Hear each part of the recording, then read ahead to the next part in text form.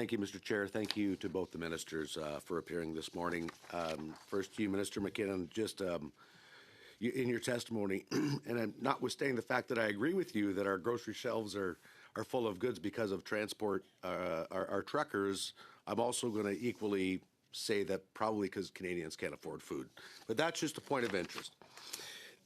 Minister, on October 7, 2025, this committee heard compelling testimony from witnesses who described the Driver Inc. model as, quote, the crisis that is destroying the trucking industry, causing carnage on our highways and robbing our social network of billions of dollars each year.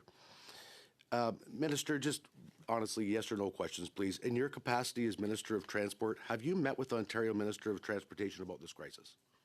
Mr. Sarkaria and I have communicated back and forth, and our offices have. We will continue to obviously collaborate with Ontario. We have, as you can imagine, a number of major issues with Ontario that we want to solve together, and we'll do that. But I've visited your riding.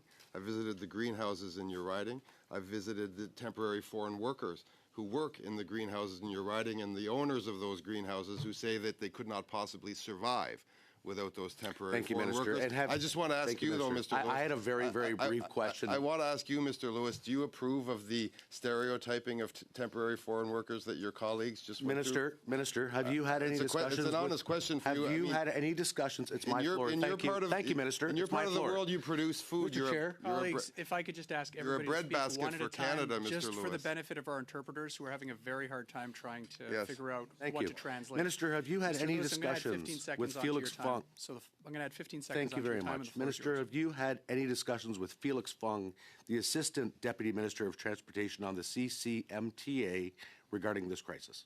Well, I just want to finish off on my earlier I would ask you questions, yes or no. Sometimes you got to take a stand. Sometimes you got to take a stand, Mr. Lewis. I'm taking a stand right now. Just yes or no. Do you approve of your colleagues? So the answer is no. Have you met with any of the boards of directors from CCTMA do you approve of your colleagues' stereotyping of temporary foreign workers who are vital to the employment base in your riding and to feeding Canadians? So the answer is no. Okay. Thank you for that, Minister. So let's talk about my riding of Essex. And quite frankly, I know about the bread basket of Essex. You don't need to remind me. And thank goodness for those greenhouses, because they certainly put a lot of food on Canadians' table, but also on Americans' tables as well. And because of the price of food, thank goodness that they do that. My riding of Essex is next to the busiest international border crossing in North America. And earlier this year, a truck driver lost its load on County Road 42 and Banwell Road in my riding of Essex. But because you visited it, you must know exactly where it's at. There were tons and tons and tons of safety violations. Minister, what does Standard 16 mean? I assume that you've spoken to Mr. Sarkaria about those safety violations. What does Standard 16 mean, Minister? So that he can talk to his colleagues in law enforcement. So what does Standard 16 mean? Do you know? Well, the first thing, if you're interested in solving the problem, Mr. Lewis, I suggest that Mr. Sarkaria, so Standard 16, perhaps I could introduce you. Thank you, sir. So you don't know. Mr. Sarkaria and I will talk to you about law enforcement on those highways that I've been down.